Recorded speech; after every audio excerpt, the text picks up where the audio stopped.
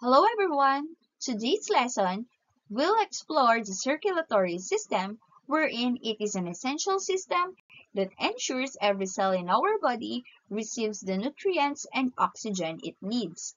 We'll also look at how the system helps in removing waste products. The circulatory system, also known as the cardiovascular system, transports blood, nutrients, gases, and waste to and from cells in the body. Its main components are the heart, blood, and blood vessels. So the circulatory system acts like a city's transport network. Just as roads and highways connect every corner of a city, blood vessels connect every part of the body to ensure materials can move to and from cells. The heart is like a powerful pump that keeps this network in motion. Now let's discuss about the blood. The blood is the liquid part that is constantly flowing throughout the body. So it is not homogeneous because it is composed of three components. We have the red blood cells, white blood cells, as well as the platelets. So it is composed of a liquid part called plasma and the solid parts of form components which are the red blood cells known as the erythrocytes. So, yung red blood cells natin, ang tawag sa kanya rin ay erythrocytes, wherein it transport gases to and from the cells. So, ang nagtatransport ng gases, papunta at pabalik sa mga cells, okay, is the red blood cells known as erythrocytes. Next, we also have the white blood cells or the leukocytes. Leukocytes play a vital role in the body's immune system because it fights bacteria, the bad bacteria, as well as viruses and others that causes infection. Kung kanina si red blood cells is nagtatransport siya ng gases to and from the cell, kay white blood cells naman siya yung kailangan natin para ma-boost po yung ating immune system. Okay, para hindi mag-cause ng infection. So, the last naman na component of our blood is our platelets. So, si platelets, very matunog kapag ikaw ay may dengue. It is also known as thrombocytes. So, they are the smallest of form components of blood that help in blood clotting. Pag sinabi natin blood clotting, napapansin natin siya sa sugat natin kapag medyo tumitigas na siya. Yung blood natin doon sa sugat, di ba? Medyo nag-brown yan, nagka-clot po yung blood. So, blood, okay, the red blood cells carry oxygen, which is crucial for energy production in cells. White blood cells fight off infections, while platelets help in clotting to stop bleeding. Ayan. So, plasma, the liquid portion, carries nutrients and hormones. So, think of blood as a delivery service. Okay, para siyang delivery LBC, wherein it transports oxygen, nutrients, and also carry away wastes. Next naman is the blood vessel. So we have three blood vessels in our body, wherein these are vast networks of small tubes that carry blood throughout the body. It includes your arteries, your veins, and your capillaries. So pag sinabi natin arteries are blood vessels that carry oxygen-rich blood away from the heart. Arteries, away from the heart po siya. Next naman, kapag sinabi natin veins, it carry deoxygenated blood back to the heart. Para mas maalala natin siya, veins carries deoxygenated blood back to the heart. VVVAAA. And of course, the third one naman is the capillaries, wherein, okay, it serves as the connection between the arteries and the veins. So, paano ba yan? So, arteries carry oxygen-rich blood away from the heart. Now, here comes the veins. The veins return deoxygenated blood back to the heart, while capillaries connect arteries and veins and allow for nutrient and gas exchange. So, capillaries are like tiny one-lane roads where materials can pass in and out of the blood to reach the cells. Next, we also have blood circulation. Ayan. So, the circulatory system has two main types of circulation. We have the what we call pulmonary circulation, which moves blood to and from the lungs, and the systematic circulation, which moves blood to the rest of the body. Okay, next one is the heart, and the main organ of the circulatory system and known as the pumping organ of the body. The heart is the powerful muscular organ that pumps blood throughout the body. It beats 60 to 100 times per minute on average, circulating blood in two main cycles. So one to the lungs and one to the rest of the body. So think of heart as a dual pump system. So the right side of the heart pumps deoxygenated blood to the lungs, while the left side pumps oxygenated blood to the body. So it has four chambers. Ayan. So meron tayong pag-uusapan na chambers na parang kwarto-kwarto ng ating heart.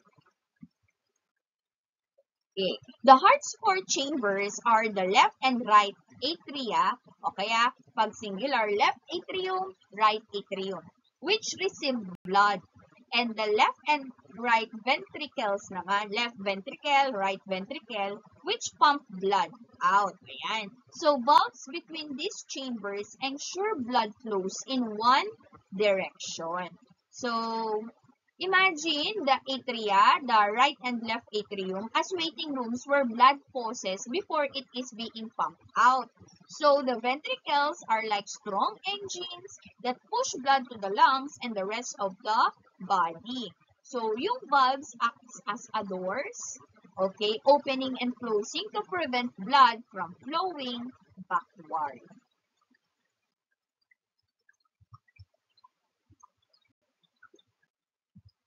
Okay, so these are the different, okay, parts of your heart. So from dyan, makikita natin we have these different chambers. So we have the right atrium, we have the left atrium, right ventricle, and left ventricle.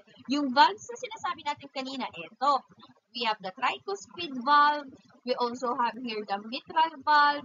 Meron din tayong pulmonary valve and aortic valve. So how does blood flow in our heart as well as to the rest of our body?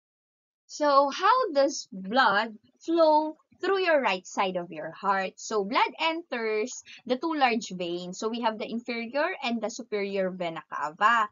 So from there, papasok siya kay right atrium of the heart. So after your right atrium, dadaan siya kay tricuspid valve bago siya bumaba kay right ventricle. Next tayo, kapag napuno na si right ventricle, ayan na. Okay, ang mangyayari niyan is dadaan siya sa ating pulmonary valve. And after the pulmonary valve, it will go to your pulmonary artery and it will go to lungs wherein your blood will be oxygenated o malalagyan niya ng oxygen. So that's how your right side of your heart works. So note that oxygen poor or carbon dioxide containing blood goes through the pulmonary artery to the lungs where carbon dioxide now is being exchanged for oxygen. So we can think of this side of your heart as the recycling center. Yung right side natin, para siyang recycling center where it takes in used oxygen poor blood, sends it to the lungs for cleaning and oxygenation, and then returns it to the left side of your heart for distribution to the body. Now, let's talk about the left side of the heart or how your blood flows through your left side. So, from your lungs, may oxygen na yan. Okay, papasok siya kay pulmonary vein o vein vac to your heart. Okay, so it will go down to your left atrium. Dadaan siya dun sa parang door ng mitral valve. And then, it will go to your left ventricle, and then kapag napuno na yan, dadaan na din siya kay aortic valve, and then, okay, it will exit through your aorta. Okay, so from your aorta, ayan, okay, it will now be the blood, the oxygenated blood will be distributed now throughout your body. So in here, this side naman, yung left side of your heart, is like a delivery hub. Kung kanina, parang recycling hub siya, ngayon naman, delivery hub. Once blood is oxygenated, the left side pumps it out to nourish every cell. So this is crucial for keeping our muscles, organs, and tissues functioning well. To summarize how your blood flow from your right side, going to your lungs, going back to your left side, and the rest of your body, ganito po siya. For the right side of your heart, okay, deoxygenated blood, hindi pa siya nalalagyan ng oxygen. Meaning to si carbon dioxide pa lang yung blood natin, yung meron siya. So, papasok siya kay superior vena cava or inferior vena cava.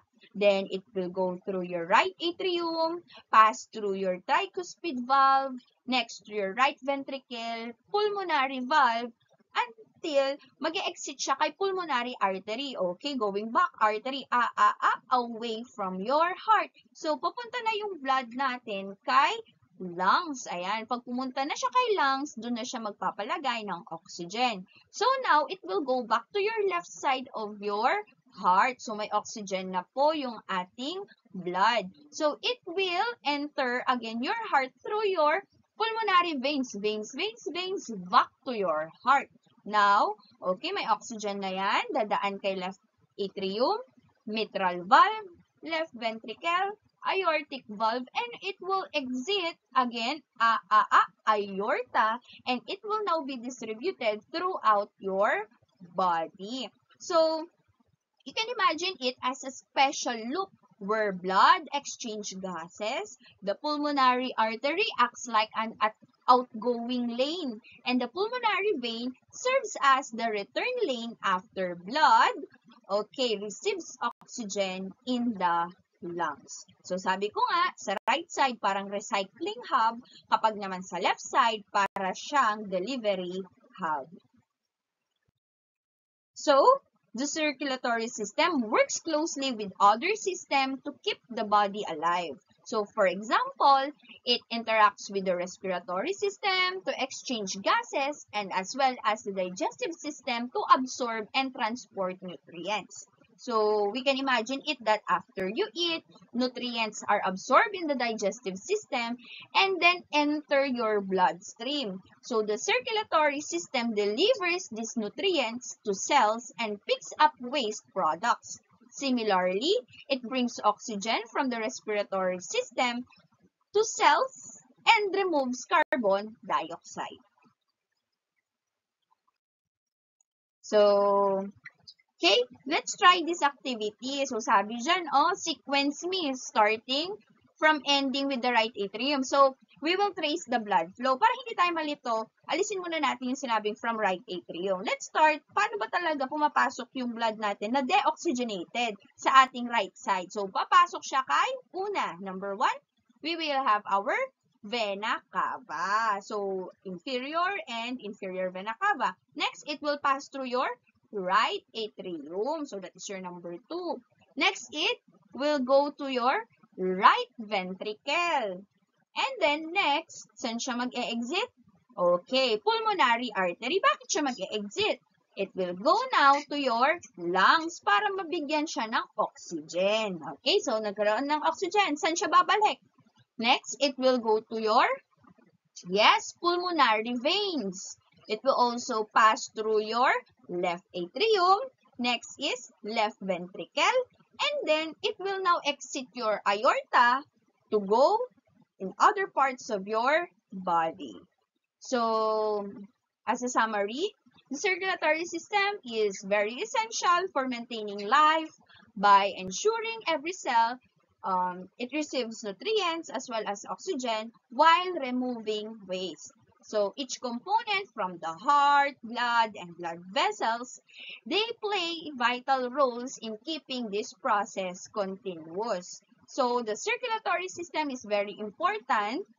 Okay. So, evident naman siya how closely it works with other systems to maintain what you call homeostasis or balance. So, understanding this system help us appreciate how our body cells and organs are interconnected in supporting our overall health. So, that's it for the circulatory system. Thank you and bye-bye.